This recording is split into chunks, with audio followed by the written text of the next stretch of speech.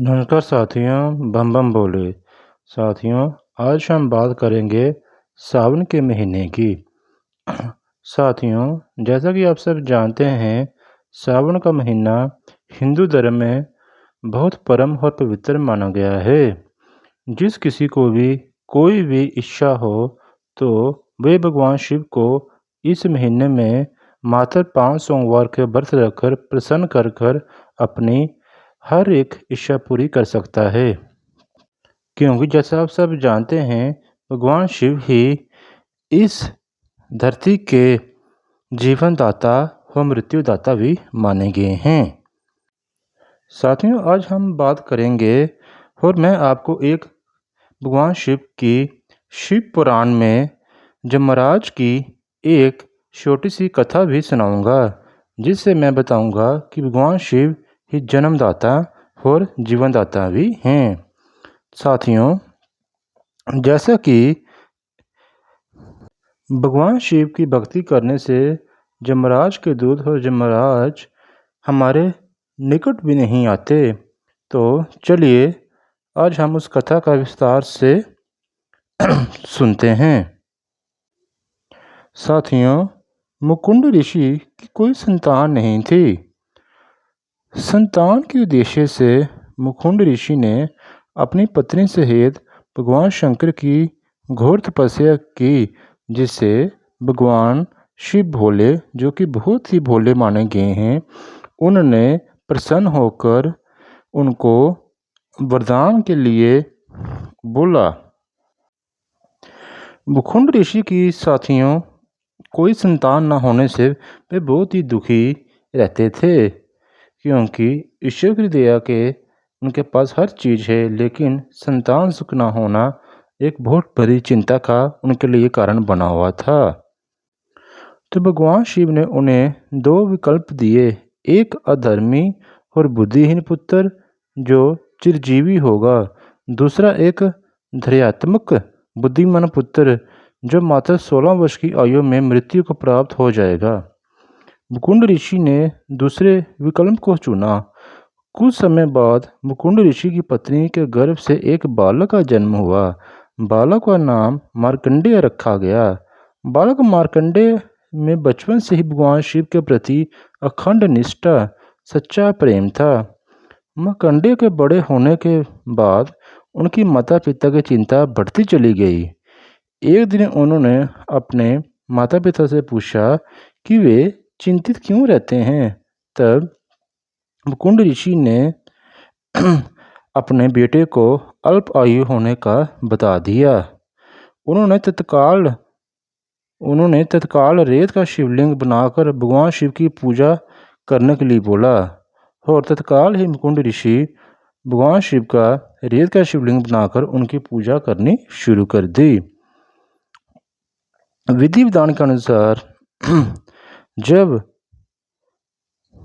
उनके बेटे का मृत्यु का समय आ गया, यानी कि जब वे 16 वर्ष की आयु पूरी होगी, तब जमदूत मार्कंडेय को अपने साथ लेने के लिए आए, तो वे वही अचेत हो गए। जमदूतों को न आने के बाद यमराज अपने वाहन भैंसे पे स्वयं उस स्थान पर जा पहुँचे जहाँ मुकुंद पूजा कर रहे थे। उन्होंने अपने पास को मुकुंद के गले में डाल दिया, यानी कि उन्होंने एक रस्सी मुकुंद ऋषि के गले में डाल दी, जिससे मुकुंद को बहुत पीड़ा हुई और वह रुद्र करने लगे, रोने लगे। अपने भक्त को बचाने के लिए भगवान शिव स्वयं उस शिवलिंग से बाहर आए, क्योंकि वह बच्चा बड़ी ही निष्ठा से, बड़ी ही श्रद्धा भाव से शिव जी भगवान का जाप कर रहा था। और जैसा कि मैंने पहले भी बताया आपको, भगवान शिव हमारे जीवन दाता हैं। जब कभी भी हम मुसीबत में भगवान शिव का सिमरन करते हैं तो भगवान शिव तुरंत ही प्रकट हो जाते हैं। तो भगवान शिव जैसे ही शिवलिंग से प्रकट हुए तो उन्होंने यमराज को जोरदार लात मारी, जिससे जमदूत जा गिरे। यमराज पर क्रोधित भगवान शिव ने अपने त्रिशूल से यमराज को भेद दिया, जिससे प्राण हरने वाले यमराज के प्राण भी भगवान शिव ने हर लिए। साथियों, सूर्य देव, अन्य देवताओं और नवग्रहों के कहने पर भी भगवान शिव ने यमराज को जीवित नहीं किया, क्योंकि जब कभी भी कोई भी भगवान शिव के भक्त को पीड़ा देता है तो भगवान शिव कभी भी उन्हें नहीं छोड़ते। वह हमेशा उन पर क्रोधित रहते हैं। लेकिन साथियों, अपने प्रिय भक्त मार्कंडेय के कहने पर महादेव ने यमराज को पुनर्जीवित करते हुए कहा कि किसी शिव भक्त के प्राण यमराज नहीं ले सकते।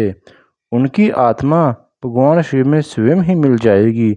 और मार्कंडेय को भगवान शिव ने चिरंजीव रहने का वरदान दिया।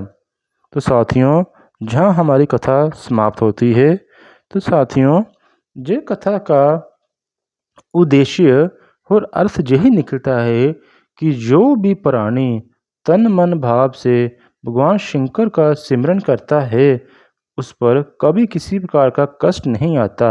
अगर नवग्रहों की चाल उल्टी होने से कष्ट आ भी जाए तो वह कष्ट ज़्यादा समय तक नहीं रहता। इसलिए साथियों, सावन महीना काफ़ी परम और पवित्र माह माना गया है। हिंदू धर्म में इसका बहुत ज़्यादा महत्व है।